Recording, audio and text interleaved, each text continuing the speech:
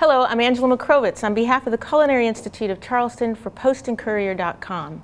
If you have ever wondered what to do with those amazing sweet potatoes after a great holiday dinner, we're going to give you some ideas today. We have an unbelievable, unexpected twist to a regular and ordinary biscuit.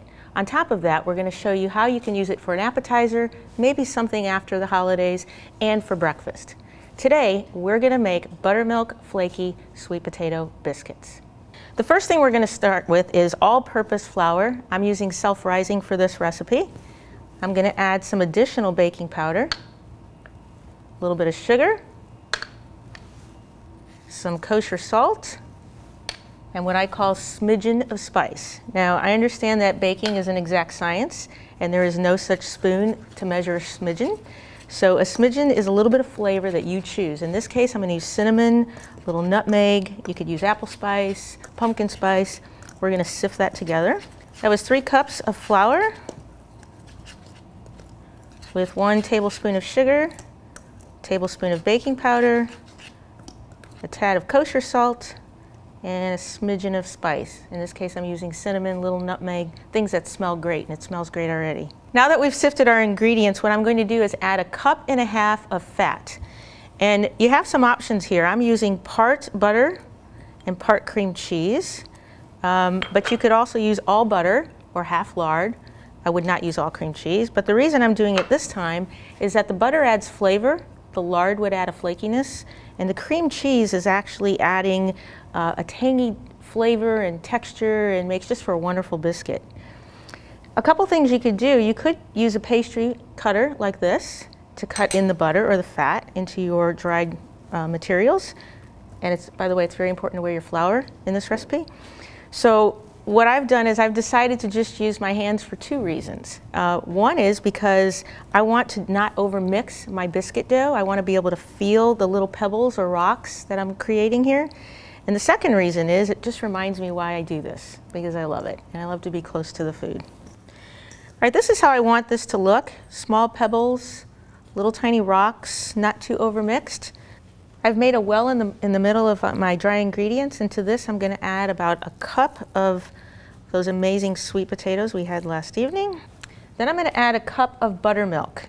Now, for this, you don't have to use buttermilk. You could use whole milk, you could use 2% milk, you could use regular milk.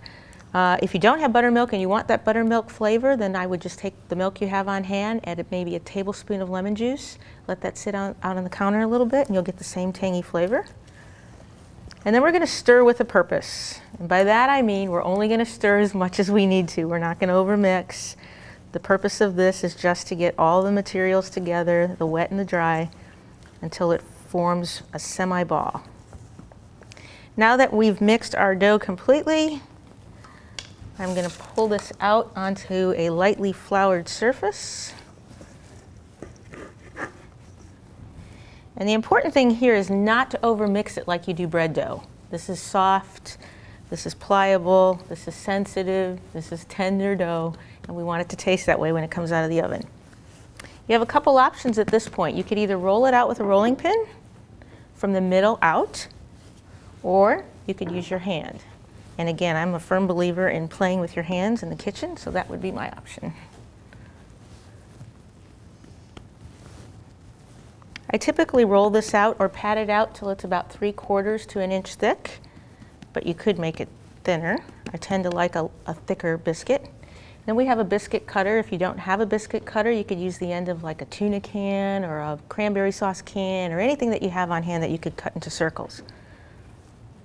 The important thing about cutting is to go straight down on the biscuit. A lot of people take the cutter, they twist, and the reason I don't like that is because it seals in the layers, and I want the biscuit to be able to rise as high as it can, so I don't push down and twist, I just push down. We're then going to put it on a cookie sheet or baking sheet that's been lined with parchment. I try to put the biscuits as close together as possible, sort of think of them as kissing on the parchment. Then I take a fork and I dock the biscuit, and the reason I do that is so that steam is released during the cooking process. Then I'm going to take some melted butter and I'm going to brush the tops of these biscuits before I place them in the oven. I'm also going to brush them when they get out of the oven. I have already preheated my oven to 425, and these are going to bake for about 15 to 20 minutes depending on your oven. Look how beautiful these look. Not only is this easy to make, it's eco-friendly because I've bought my sweet potatoes at a local farm, and there's so many things we can do with leftovers. We're going to have a great dinner tonight. You can make these small for the kids to pop in their mouth. The other thing you could do is add fresh sage, nuts, or blue cheese while you're mixing as different added ingredients. You could serve it the following morning as a miniature sandwich with leftover turkey or ham and cranberry sauce. The variety is endless. There's only one problem with the recipe. They'll probably never make it from the oven to your table. On behalf of the Culinary Institute of Charleston, for postandcourier.com, thanks for sharing our kitchen with us today, and we hope to see you soon.